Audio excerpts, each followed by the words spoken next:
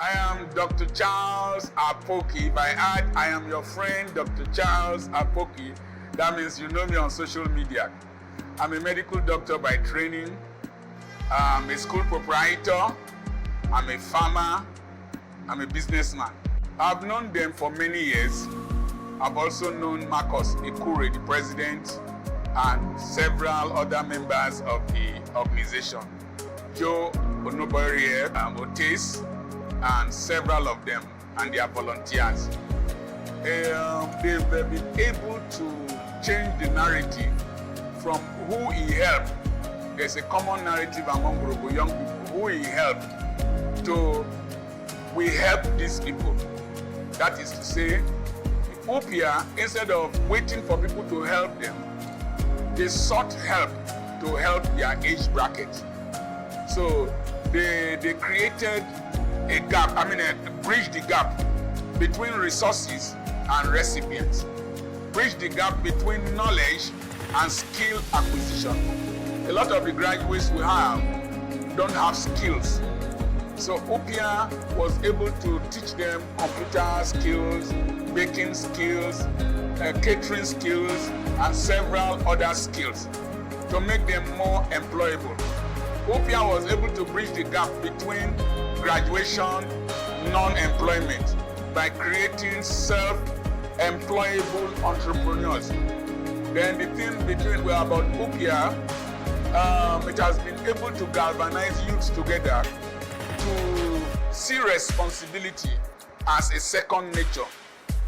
One other thing is that through UPYA, the Urobo language that was going extinct to a large extent, because a lot of us had our children outside Urobo land and we spoke English to them.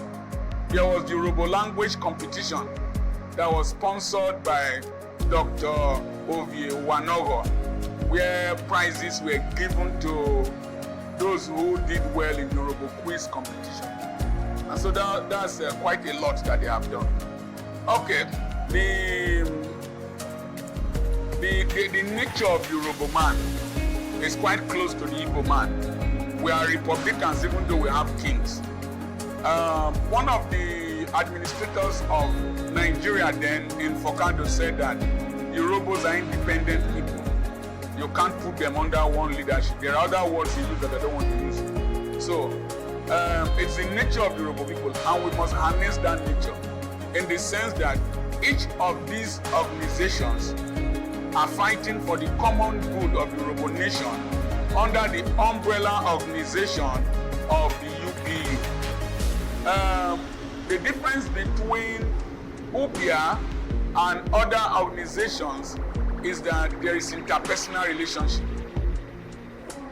Marcus has interpersonal relationship with my generation. If you talk about Chief S.O. Lotu, Architect Dr. Chief O.C. Majoro, if you talk about the King of Efronto, if you talk about several people who are contributors to UPYA, you talk about Dr. Biowanogo, talk about our brother Uweru. Marcus has a way of bridging the gap between the older generation and the younger generation. A lot of other organizations are not able to bridge that gap. So that's why you will see that he is succeeding, bridging that gap. And at the same time, feeling the pulse of the people and reaching the grassroots, interacting with the grassroots. They just finished a program at Agbara now. So he's able to interact with the grassroots. So Marcus and UPYA is a people's organization. The people nature. Once you remove the people from anything, the whole thing becomes questionable. The people. The promotion of Urobo without the people will be very wrong. If the UPYA does not feel the pulse of the people and affect the people, then it's not a leadership organization. It's the people. UPYA is close to the people, interacts with the people. The first thing I want to tell them that is the President Marcus has resolved to hand over the baton to another set of people.